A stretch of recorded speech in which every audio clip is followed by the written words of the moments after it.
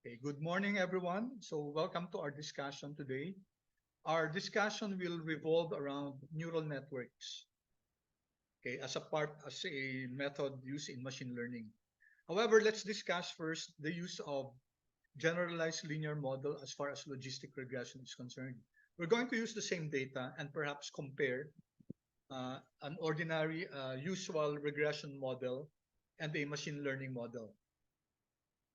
Okay, so let's load our data. We can use the read.csv, and we can use this directly because it's in the our project itself. Okay, so I have here our data. We'll call it that, and then let's just view it first. Let's take a look at what this data is all about. Okay, so we have here a data frame consisting of 400 entries, of which we have four variables: admit, GRE, GPA, and rank. So this data is all about uh, observations of 400 individuals who were either admitted to the college or to the university or not. Zero means na admit yung applicant, one means zero means not admitted, one means admitted. And then these are features or variables used in order uh, uh, to model our binary logistic regression: GRE, GPA, and rank. Rank is the rank of the high school from which the student or the applicant came from. One is a high class, a good uh, primary, secondary education institute. Four is the worst type. Okay, so let's quickly go through this. All right, let's just take a look at the structure of the data. So it's a data frame. Okay, your admit is an integer, GRE is integer, GPA is numeric, and rank is integer. Okay, now rank, we would like this to be a factor, and admit also as a factor, so we can convert them into a factor. So you know what a factor is? These are variables that are used as classifiers. Actually, you don't need to do that kasi we can still run the logistic regression even if they're not factors. Excel R will read them as factors. But let's just do that. So here, that $admit, okay, we're going to convert it into a factor as that factor dot admit. Okay, so let's run this. Control Enter. And then once again, if we get the structure of our data, you can now see that the admit and the rank have been converted into factors. As you know, class, factors are variables that are used as classifiers. So admit 0 or 1 and rank 1, 2, 3, 4. These are classifiers. They're not actually numbers. Okay, so in the interest of time, I already gave you the file that contains the codes because we have to cover more materials. So let's use the cross tabs function and then try to see a cross tabulation of admit and rank from our data. So if we run this, okay, we can see that coming from the admitted, and not admitted, and admitted in the different schools, rank of schools, from rank 1 school, 28 were not admitted and 33 were admitted. So more than 50% batting average for rank 1. For rank 4, only 12 were admitted and 55 were not admitted. So perhaps the rank of the school has a bearing on the number of those that will be admitted. For rank 2, 54 were admitted, 97 were not. For rank 3, 28 and 53. 28 admitted, 93 not admitted. Okay, that just gives us a cross tabulation. Okay, so just like what we did in the random forest, here we're going to partition our data. we're going to use logistic regression here to try to predict if a certain person, if a certain respondent will be admitted or not. And this is called binary logistic regression. Binary because there are two. There are two. There are two levels of output for the admit 0 or 1. If it was more than 2, then we will not be using binary but rather multinomial logistic regression. Okay, so we're going to partition the data. Again, we're not going to use all the 400 observations for our model because, as we said, we will be experiencing overfitting. So it's always best to partition your data, split it into training and testing. So this one, I think we already know because ginamit na natin to sa random forest. No? So let's set that seed 1, 2, 3, 4. Then we're going to use the sample function. We're going to sample our data into 2. Okay, number of rows is n row of that. Replace is equal to true, and then probability is equal to 80-20. 80% will go to our training data set. So after we split it into 2, there will be 2 samples, 1 and 2. So we'll make the training data set as 1 and the testing data set those that belong to number 2. And this will be approximately 80% and 20%. So let's run this. Okay. I'm not going to explain this much already because we have experienced this in the past. So there are 325 observations for our training and 75 observations for our testing. So approximately 80% of 400 is 320. So di naman siya eksaktong 80%. All right.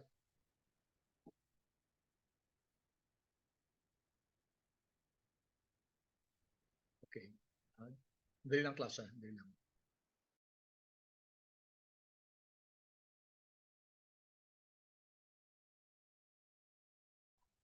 Okay, so we have split our data into 2, training data and testing data. As you know, class, what we're going to do is we're going to create a model using logistic regression, using trained data, and then we're going to generate a model out of that. We're going to generate a model, and then we're going to make use of the testing data set to see if our model will work, how our model will perform with data that it has not yet seen. Okay, kasi ang data natin, 'di ba, yung gagamitin natin yung data yung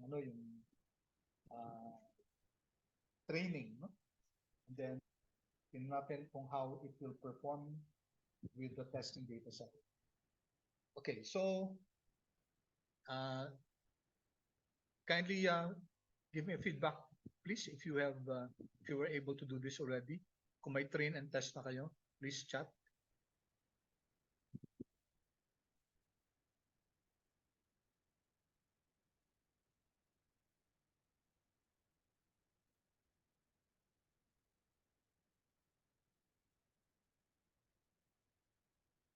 Okay, all right.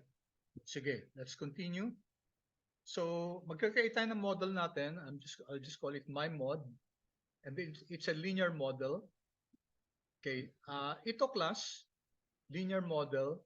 We're going to regress admit on GRE, GPA, and rank, and then we're going to show that this will not work.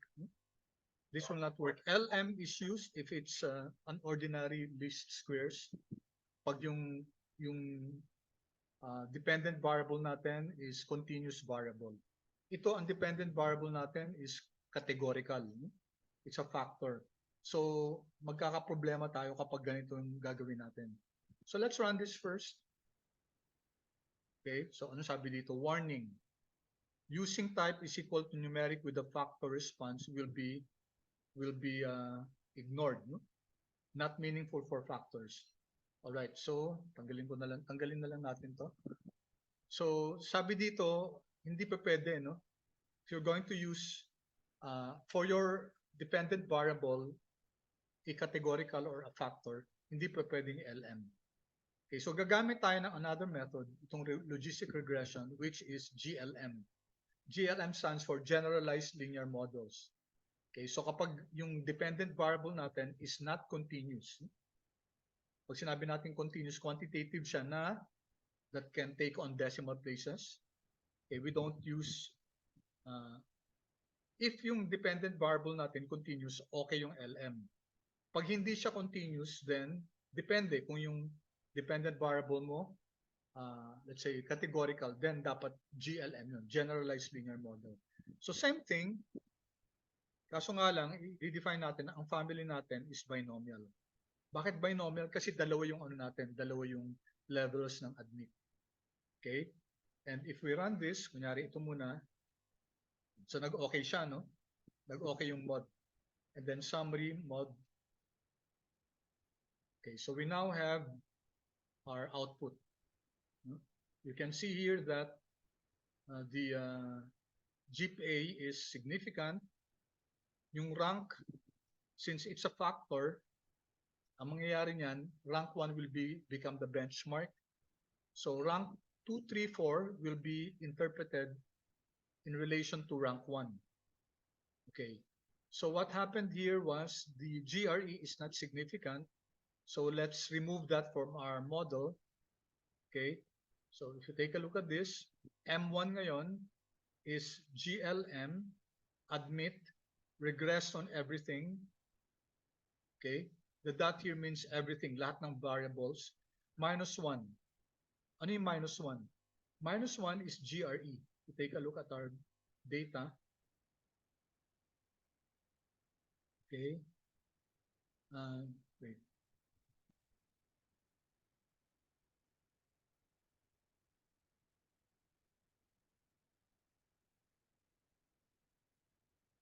Admit. Okay.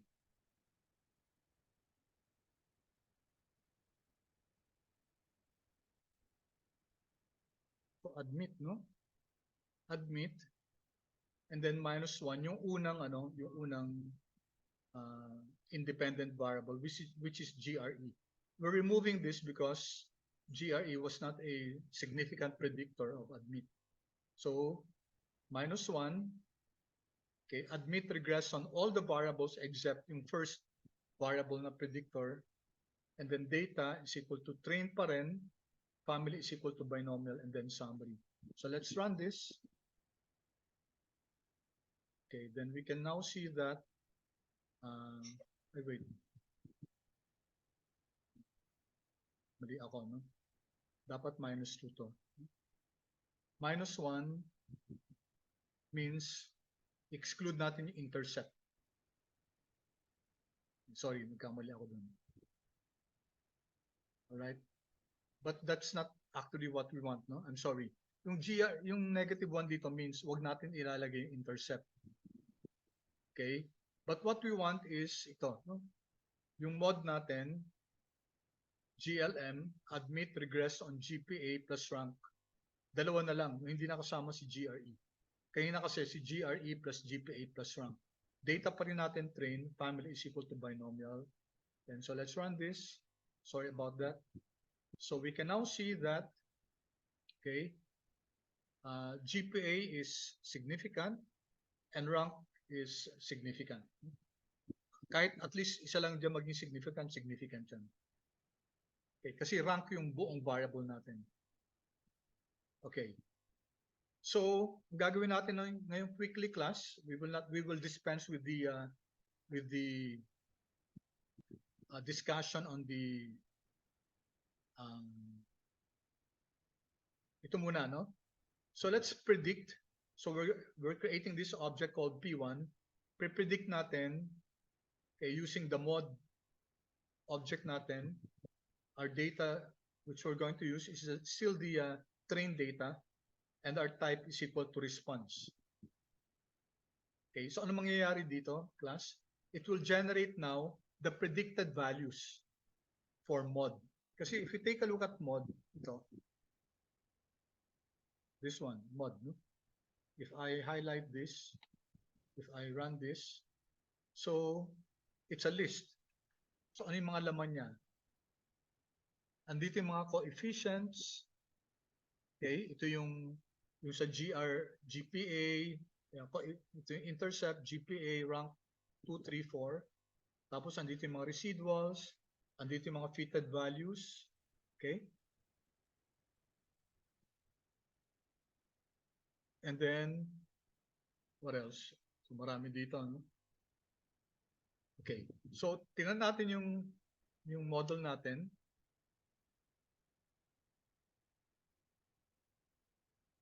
Na-run ko na ba ito? Di pa. P1, wala pa. So let me run this. Okay. Now take a look at this. So P1, pinipredict natin, ano?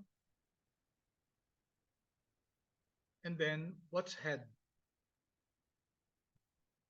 Okay. First 6 values. So C1 is 0.28, C2 is 0.29, 0.68, then number 4 is 0.13, number 5 is 0.23, 1, 2, 3, 4, 5, 6.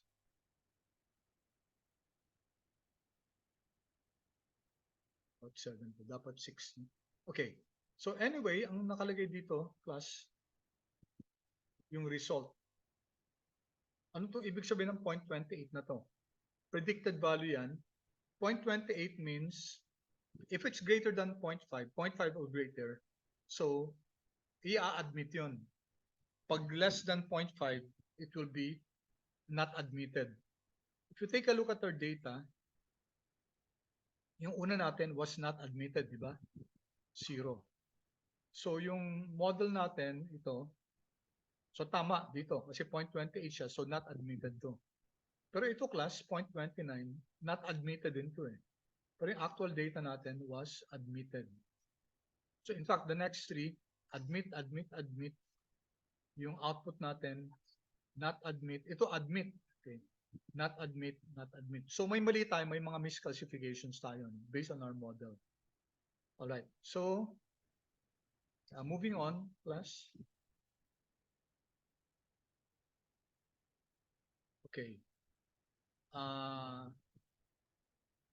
will not anymore discuss class yung computation ng ano ng kasi ito lumalabas na values ng ano natin ano. Iko-convert kasi natin yan into ano. Iko-convert natin yan into probabilities whether 1 or 0. So punta na tayo dito. Okay, ang gagawin natin dito class, we'll create this object red1. If our P1 is equal to 0.5, then greater than 0.5, then gagawin natin 1 yun. Okay, ibig sabihin, admitted. Otherwise, 0 siya. Okay, so if I run this, run natin tong code chunk na to. Alright. So ito yung predicted values natin. 0, 0, 1, 0, 0, 0, 0, 0, 1, 0. First 10 yun. 0, 0, 1. Eh, ang actual natin, head natin, head. So that, dollar lang, yung admit. First 10 din. Okay, ko-compare ko lang tong yung predicted one at saka yung actual. Okay. Yung una dito class, ito yung predicted, no? 001, 000010. Yung actual natin 0111, 011, 010. So you can see here may mga misclassification. Okay, partner natin to 0 with 0, okay? 0 with 1. Ito tama yung una, mali, tama, mali. Okay? Then tama, mali, mali, tama. Okay. So we can see here that there are some misclassifications. Okay, pause muna ako. I might be going too fast. Any clear so far, class?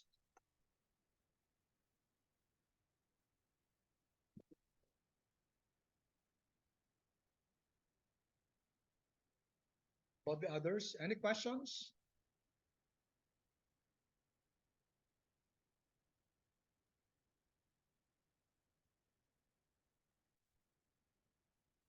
Waiting for the others to respond. Please don't be ashamed to ask questions.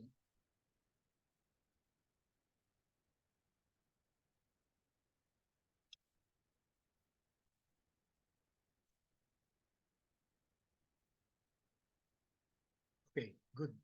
Alright, so ang ginawa lang natin dito, class, ginamit natin si logistic regression para gumawa tayo ng model. No? Okay, let's now create the confusion matrix. We did this before, sa nag-random forest tayo, or decision tree. No? So let's create this table, tab 1, and then it will be a table consisting of, on the y-axis, you have the predicted value. Ito yung label, predicted, is equal to pred1. Diba? Pred1, ito yung object natin na, ayan o, 0, 0. Ito yung predicted values natin. Converted na yan to 0 and 1. Convert natin yung probability na kunyari 0.2, gagawing 0 yon. Pag mas mataas sa 0.5, gagawin natin 1. And then yung actual natin will be yung trained data set natin, yung admit. Okay, so let's create this confusion matrix. Here you go. This is the x, this is the y-axis, no? Actually, x-axis. 0 and 1. Ito. So, yung tamang predictions natin, itong nasa diagonals. Yung maling prediction, itong nasa off-diagonals. So, predict natin na hindi ma-admit when actuality, hindi nga siya na-admit. So, tama yan. Predict natin na ma-admit siya, 1, predicted value 1. Actually, na-admit siya, 1 nga, 29. So, ibig sabihin nun, class, 208 plus 29 were correct predictions, and 12, 15, and 73 were wrong predictions. So, just like before, class, kunin natin yung, yung total, yung percent ng correct prediction, i-add natin yung diagonals, sum of diagonals of table 1, divided by the sum of table 1, yung total. So, we get here, okay, correct prediction 73%, and then therefore the incorrect is 1 minus that. No? 1 minus the sum 27%. Okay. So, gawin natin ngayon, we have created our model, tawag na model natin mod. Gagawin natin ngayon yan sa sa test data. So, let's create this object P2. I-predict natin again, using the mod function. This time, we're not going to use the trained data set. We're going to use the test data set. Type is equal to response. And then, convert natin si P2. We're going to create this object pred2. Convert natin, kasi si P2, ano yan? Yung actual value, 0.00 something.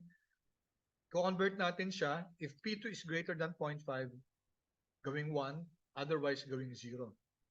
So, compare natin to with the head ni test data, no? Admit. Okay. First 10, second 10. Okay. Run natin to. Alright? So what do we have here?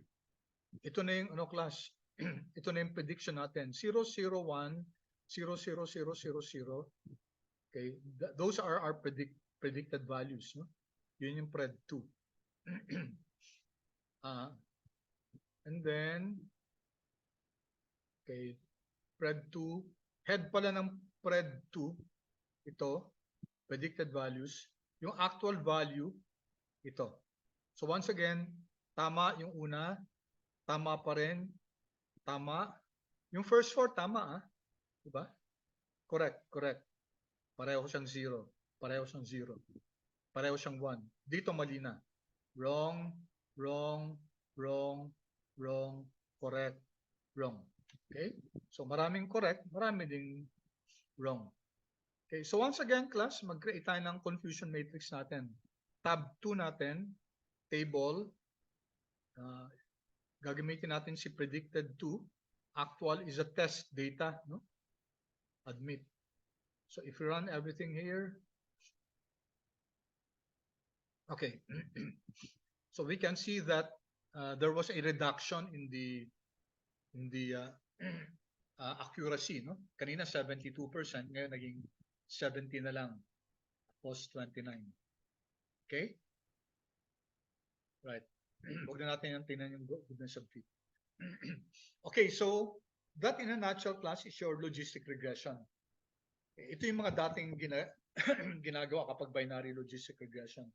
Now, pasok tayo ngayon sa machine learning. So machine learning, you can either use class random forest. So I suggest you also look at random forest for this one. You can also use support vector machine, and you can use artificial neural network. So itong data na to, class, pwedeng gamitan natin. Actually, pwede natin i-compare yung logistic regression, yung random forest, yung artificial neural network, at saka yung support vector machine. Yun ang case yung class. Yun ang finals natin na gagawin. Of course, hindi ito yung gagamit yung data. You will have to define your data. I'll specify kung anong klaseng data ang pwede nyo gamitin. Okay?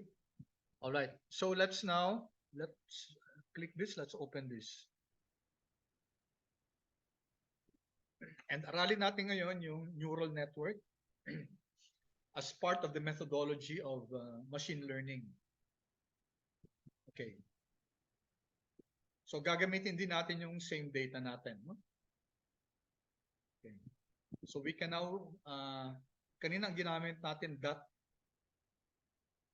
no? DAT. Okay. So just to distinguish this from the logistic regression kanina, let's run yung data. Okay, we can, kasi pareho lang naman binary yan, ano?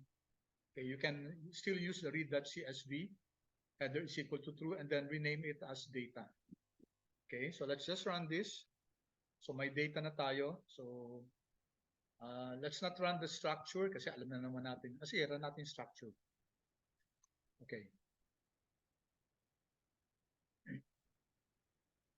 All right, so we have here integer, GRE, GPA, and integer. All right, now we need to transform this. Kasi, ano ba nangyayari, class, kapag ano? Mamaya i-explain ko kung what's happening with a neural network, artificial neural network. Okay.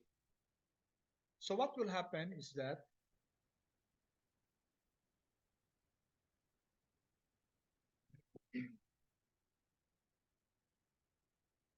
so pag artificial neural network, class, by the way, sa neural networks, tatlong klase yan.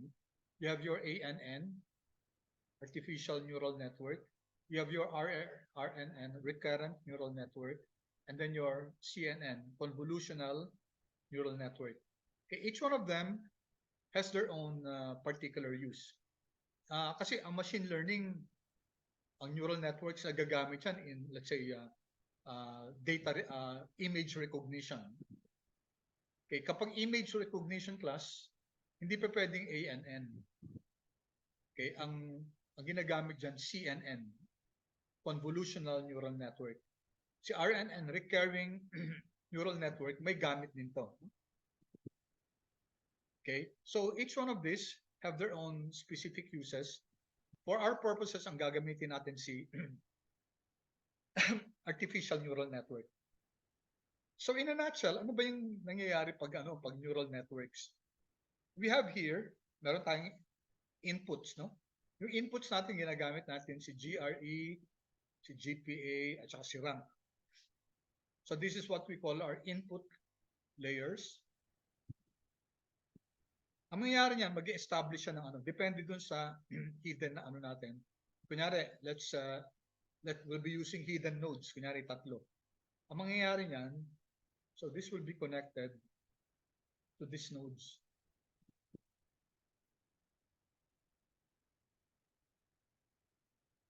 Okay, ito yung hidden natin. Yung hidden, pwede rin may isa pang layer yan. Ha? Okay, pwedeng 3 layers. So let's just assume it's 1, and then pupunta siya sa output natin. So ito yung output natin. This is how a neural network looks like. So it mimics yung function ng brains, yung neural network, yung ano siya, nagde-develop siya ng connections, what we call yung sa dendrites, no? Yung synapses. Yung brain kasi natin, it works in such a way that it develops um, a network among the cells. No? So ito parang ganun, no? So depende din sa hidden natin, sa level ng hidden na nodes na network. Okay, but in a nutshell, this is how it works.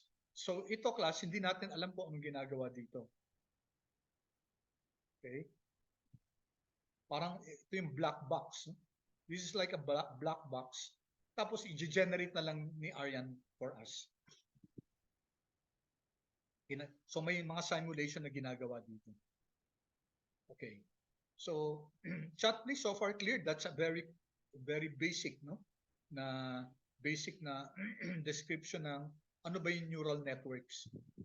So it's like a black box, papasok mo yung input, sasabi mo ilang hidden layers, and then magge-generate siya yan, tapos ipapasok yung output.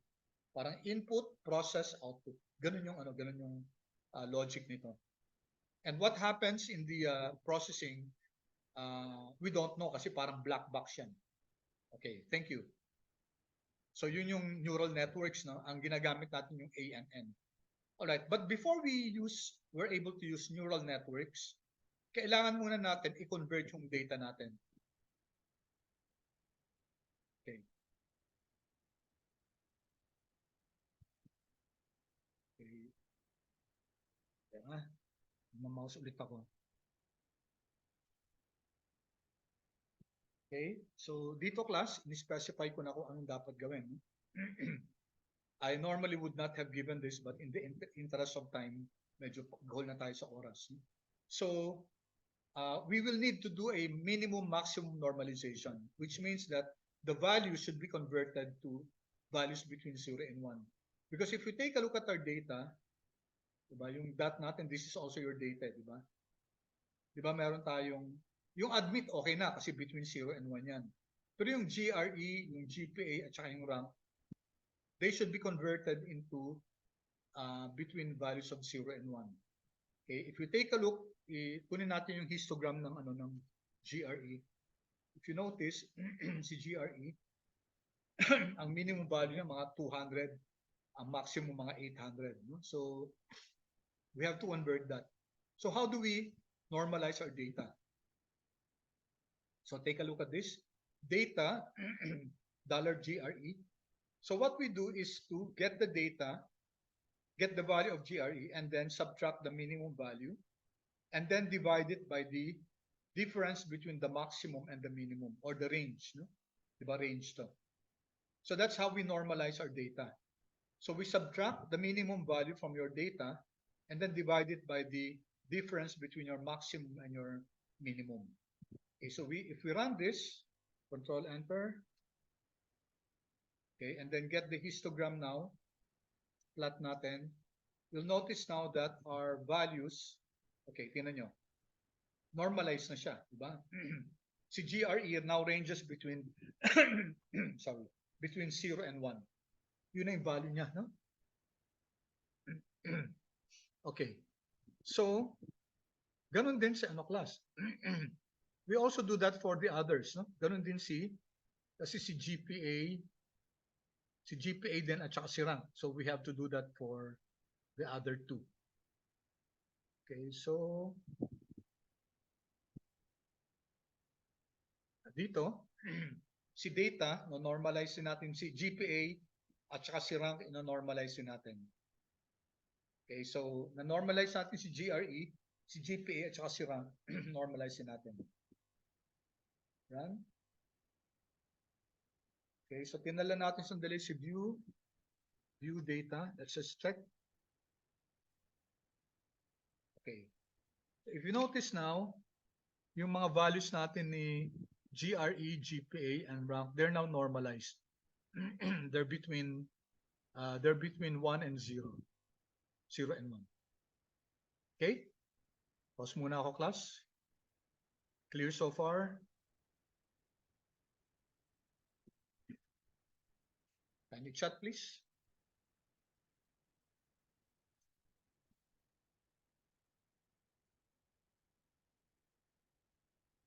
Okay, good. All right. So, ang difference ito kanina class dun sa logistic regression natin, si logistic regression, actual data yung ginamit natin. Dito sa artificial neural network, we will have to normalize the data. And dito, we don't need to remove si GRE. Doon kasi kanina, di ba, remove natin si GRE kasi hindi siya significant predictor. Bali, nag-stepwise regression tayo. Tinanggal natin si GRE. Dito hindi. Walang pakialam dyan si, si ANN. Basta gagamitin yan. Okay? So, same thing. Mag-create tayo ng panibagong, split natin data natin into train and testing. So, let's have this set.seed 222. Pareho din. We create two samples. Same thing as a while ago. And then lahat ng number 1 pupunta kay train, lahat ng number 2 pupunta kay testing. Ginamit natin dito 70-30 split. So let's run everything here.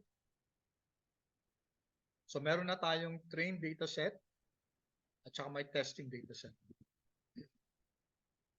Okay. So what we're going to use for our neural network is this package, neural net. So I'm sure you haven't installed this. So na-install ko na kasi ito. So lagyan nyo lang dito ng install. Run nyo na lang class. Neural net. Okay, and then library nyo. I'm not going to run installed packages kasi meron na ako niyan. Okay. But then we can, once you're done class, i-help function natin si neural net na package, control enter. And let's see what this package does.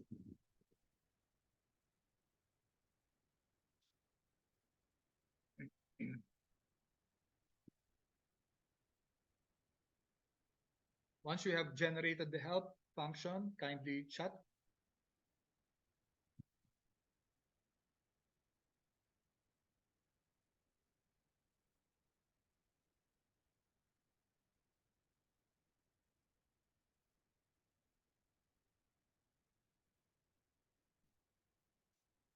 Let's wait for the others.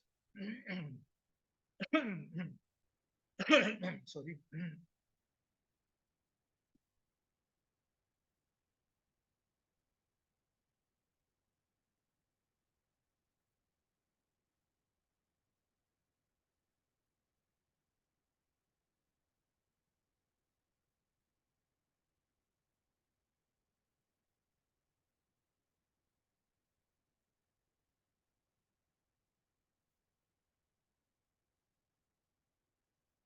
I hope class you can attend tomorrow. No?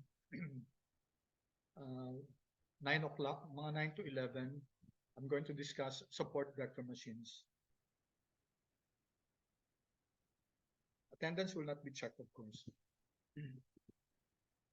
Okay, how about the rest, class? Dalawa pa lang yung nag-chat kung na-load na, tsaka na-generate na help function in neural net.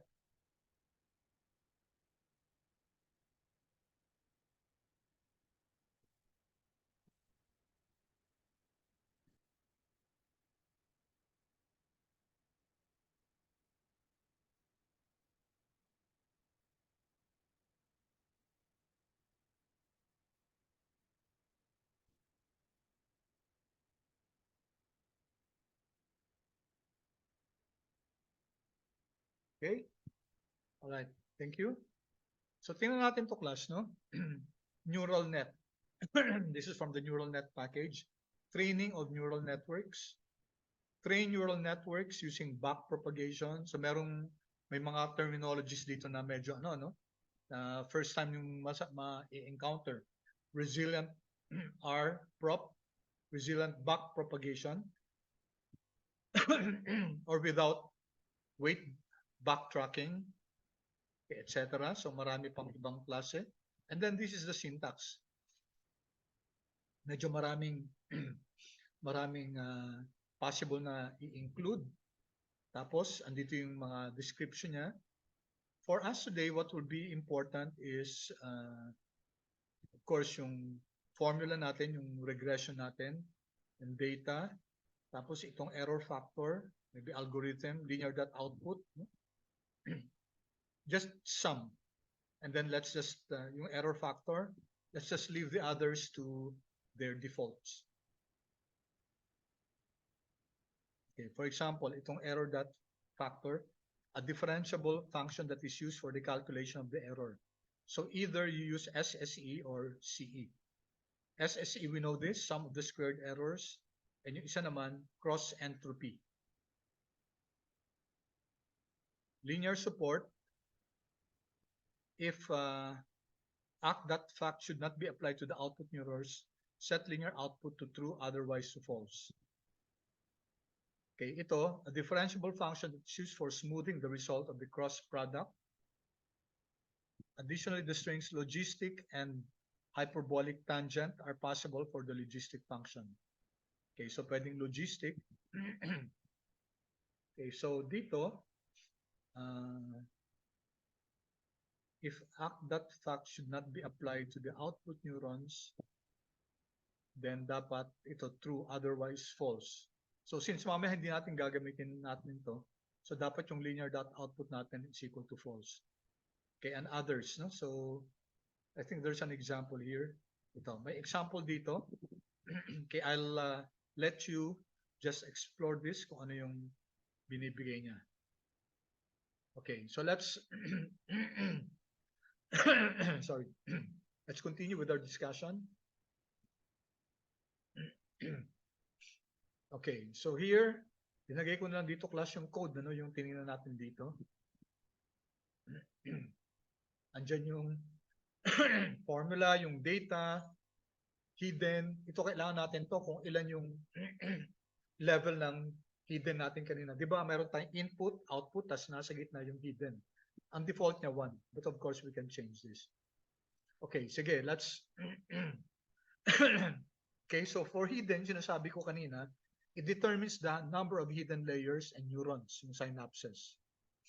Okay, pag 1 means isang hidden layer with 1 neuron. Neuron yung ano yung node, no? Pag hidden is equal to 5 means isang hidden layer kay isang level with 5 neurons. Now ito hidden is equal to dalawa, no? 2 and 3 means dalawang layers with 2 and 3 neurons respectively. Neurons are the nodes yung below.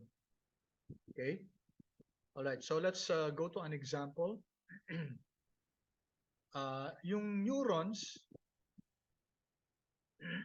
actually, usually ang ginagamit natin square root of n, where n is equal to the number of inputs or independent variables para dun sa number of nodes natin. Okay. So dito may sinabi din ako dito, for linear dot output, for categorical variables for classification, ang gagamitin natin, linear dot output is equal to false. Okay? Para masigurado natin yung activation function is mapped to an interval 0 and 1. Kasi di ba pag categorical 0 or 1 yan eh. Okay?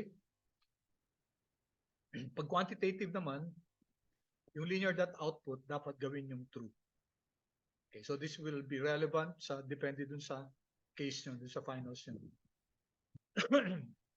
Okay, for algorithm, ang default is R pop back propagation. Okay.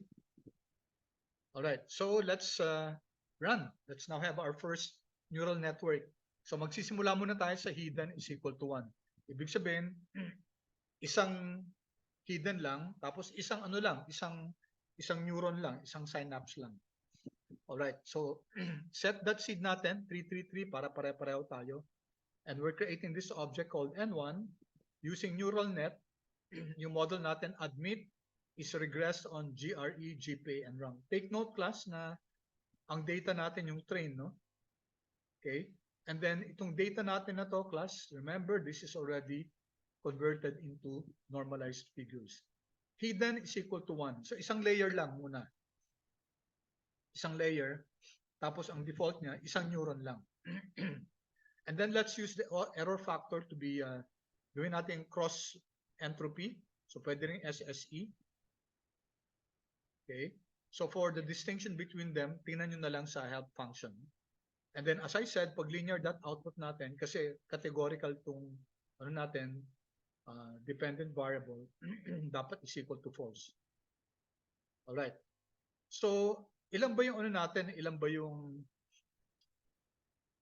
IV natin? Tatlo, no? Tatlong IV. So therefore, square root of 3, it's around 1 something, 1 point something, no? So that's why ang hidden natin, ginagawa lang natin 1. Kaya kunyari, pag if ang number of predictors natin is, let's say, 9. So square root of 9 is equal to 3. So maganda na ang hidden natin 3. Okay? So that's where 1 came from there. Kasi ang predictors natin, tatatlo lang naman. Square root of 1, square root of 3 will be 1 something. Kaya 1 lang ginamit natin, which is the default. In other words, kung hindi natin isulat to, automatic yan, 1 yan. Alright? Sige. So run muna natin si N1, no? Set that seed tayo para pare-pareho tayo. Okay? So meron na tayong N1 dito. So let's take a look first at our N1. Ito, list of 14. So ano ba laman nito? Okay, you have the model, may error factor tayo, or data, exclude, weights. Okay, so you have neural dot matrix, you have several output here. So what we're going to do is i-plot natin siya para maliwanag sa atin. Okay. So let's first plot N1 natin. And then let's see. Okay, here you have our first neural network natin. So ito yung input natin, di ba? Si GRE, si GPA, at saka si rank. Ito yung hidden natin. Ito yung isang node natin. Okay? Ito yung isang node natin. Kasi hidden is equal to 1. Ba? Isang ano lang, isang layer lang. Tsaka isang node. And then admit, ito yung output natin. Right? So this will work just like a regression model. Ipapakita natin kung ano yung ibig sabihin nitong mga values na to, ano ibig sabihin nito, ano ibig sabihin nito, ano ibig sabihin nito. So error is 161. Ito yung I think this is SSE. And then steps, nag-converge siya. Ibig sabihin, it took the machine, it took R, 11,977 steps. Ang default niya, I think 100,000. So bago pa man nag-end yung 100,000 steps na default, nag-converge na siya. Ibig sabihin, ito yung solution niya, no? And paki-confirm nga kakas kung pareho tayo, no? If you have the same solution. Paki-chat naman kung yes, class. I expect us to have the same factors here kasi pareho nag-set that seed tayo.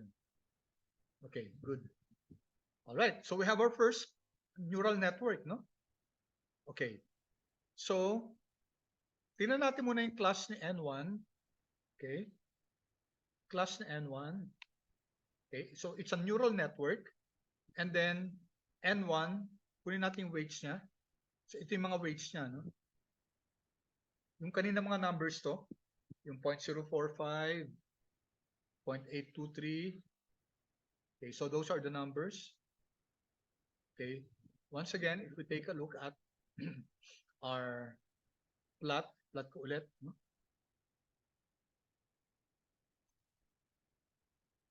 Yan.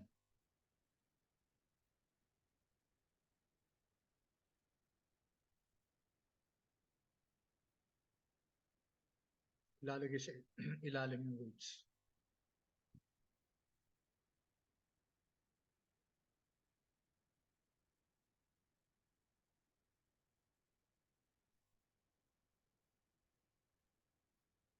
Point 045, 0.823, yan, no? 0.823, di ba? 0.045. So lahat ng mga numbers andi dito, class. It's here na nasa weights yan. negative 0.87, yun, 1.35, it's here. I'll explain in a while kung ano yung mga numbers na yan. Parang regression coefficients lang yan. Okay. So, I wrote here some notes, class, para guided kayo. The plot shows three inputs, di ba? GRE, GPA, and rank, corresponding to the first three nodes. Ito yung nodes natin. GRE, GPA, and ano. Notice that the inputs are all connected to the nodes. Okay? However, the inputs are not connected to each other. Pero connected sila sa node. Kasi one lang naman to, kaya isa lang to. Mamaya tingnan natin yung pag you have several hidden layers.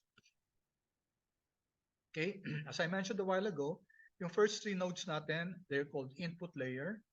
The last one, yung admit, is called the output layer. Yung gitna, yung nasa between the input and the output is called the hidden layer. And iisa lang yung node natin kasi yun ang default natin, which we wrote in our code here, hidden is equal to 1. All right. Nodes are completely connected. Okay, so lahat ng inner, hidden, at saka outer connected dyan. Pero yung inner class, tatlo siya, no? Hindi connected yung mga yan. The numbers connecting the nodes are weights. Okay? The values on the blue line corresponds to intercepts. Parang regression siya. So ito, no? So this is like the intercept. Ito, intercept.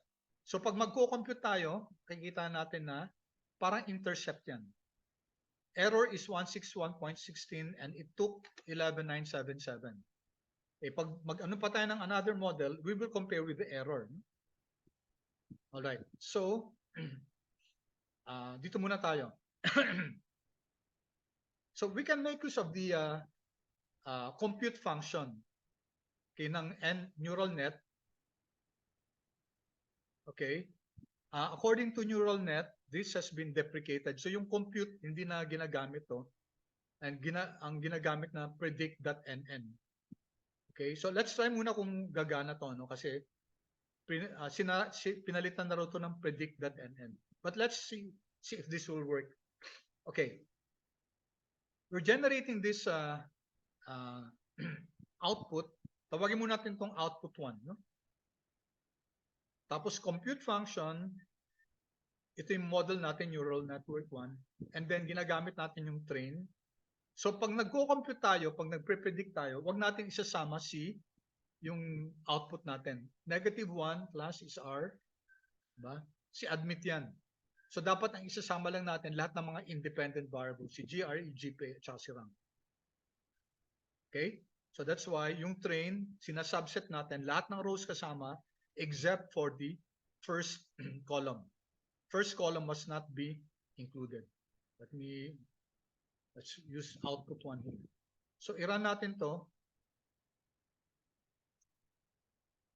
Okay.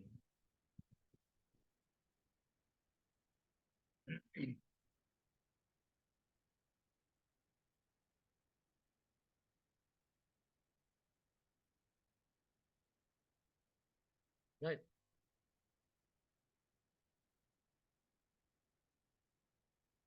Okay.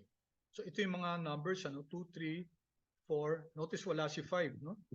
Wala si, kasi ito lang yung test, yung training data set natin to. Okay, we have values here. 758, 810, 666. How does that compare with our data? 27, 77, 66. Itong output natin, 75, 81, 66. So, ito yung mga predicted values natin ng GRE, GPA, at saka rank. No? Ito yung actual natin. Alright, so what are we going to do with this? Anong gagawin natin dito sa mga predicted values na to? Kopyahin ko lang itong una. No? Control C. Kopyahin ko lang dito, plus.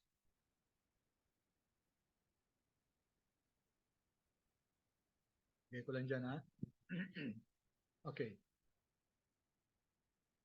Ano itong generate natin na to? The neuron results and the net that results. So, which gives us the probability of the results. So ito class, okay. So let me show this, no?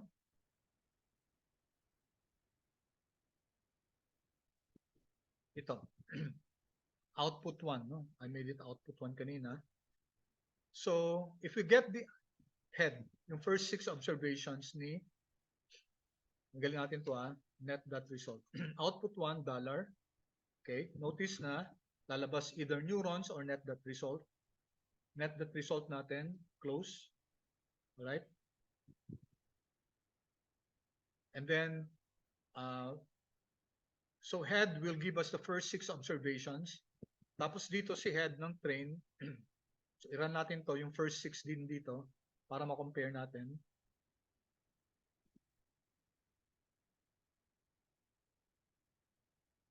Alright, so ito class, 2, 3, 4, 7, and this one,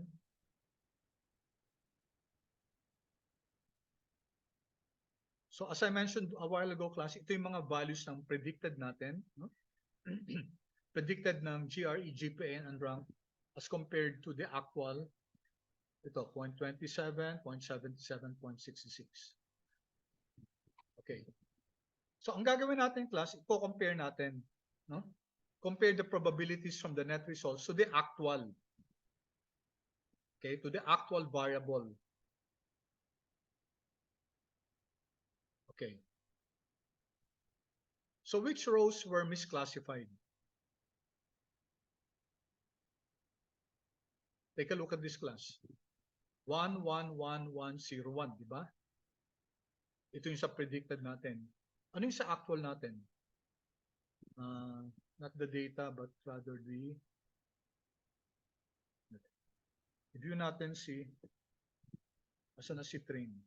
Ay, time na pala. Oh. Dalang class just 1 more minute. No? Asa na si train natin ito? So this is our train data. 1, 1, 1, 1, 0, 1, 0. Okay. Dito sa ano natin, 1, 1, 1, 1. Okay, yung first predictions tama, no? Okay, but we will formalize the prediction. All right, it's already time. Pupunta lang ako dito class para I'll continue discussing this tomorrow. I hope you can come. I'll start at 9 o'clock. Okay, I'll just show you here. Ito, babaguhin natin, ano? Ito. So I'm now creating another model, N2. Okay, this time, ang hidden natin 5. Hidden natin 5. If I run this, just to show you anong difference na ito ngayon, it will take time kasi siyempre mag-ano yan, yan. Pero ang bilis nila, no? I-plot natin si N2. Alright. Kita nyo nga yung model natin ngayon. Kasi sabi natin, ang hidden natin, 5 nodes, no? Hidden is equal to 5. 1, 2, 3, 4, 5. Right. So ito na yung model natin ngayon. So you can now see that all the inputs are connected to the hidden nodes.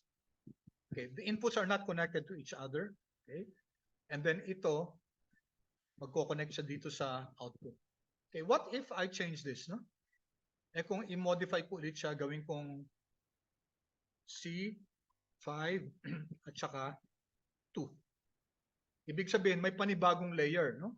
So, dalawang layers na to. Yung una, 5. Yung pangalawa, gawin natin 3. Kunyari lang. Example, no? I'll run this. So, we will now have 2 layers, no? 2 hidden layers. Yung isa, 5 nodes. Yung isa, 3 nodes. Alright? So, nag-run na siya. And then, if I plot that,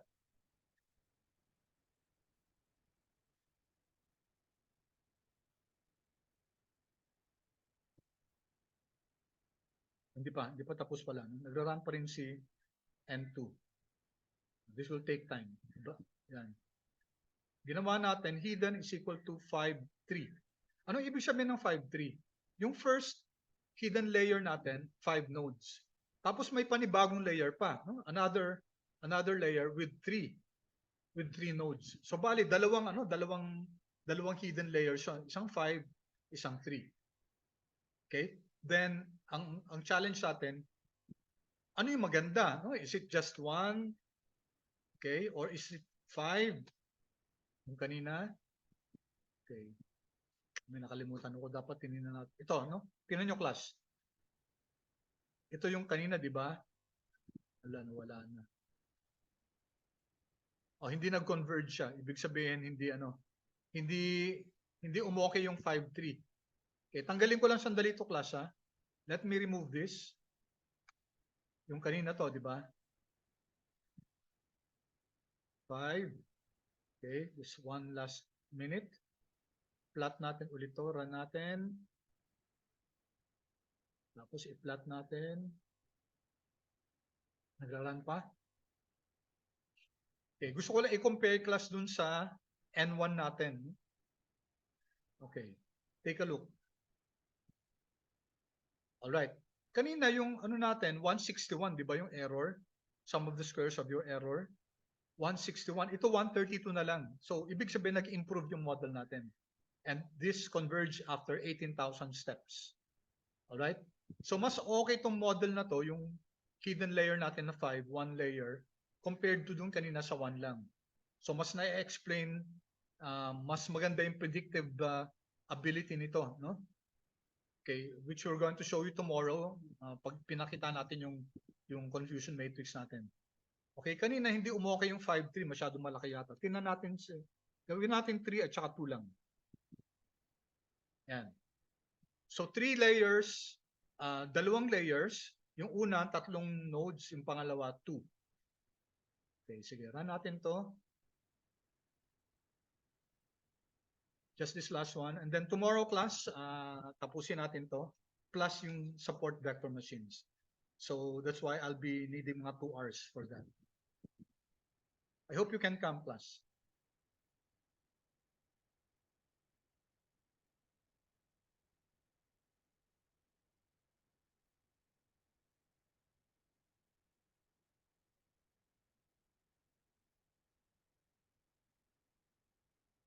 Okay. Just taking a little time. Yan na lang. Tapos compare lang natin, class, dun sa yan, okay na. Did not converge then. So hindi niya rinan si Okay, anyway, subukan nyo lang, class, no? 3-1 kunyari. Let's see if this will converge. And then i-compare nyo dun sa 1 lang, tsaka 5, tsaka itong 3-2. Okay? So let's end here. Okay, I'll stop recording now.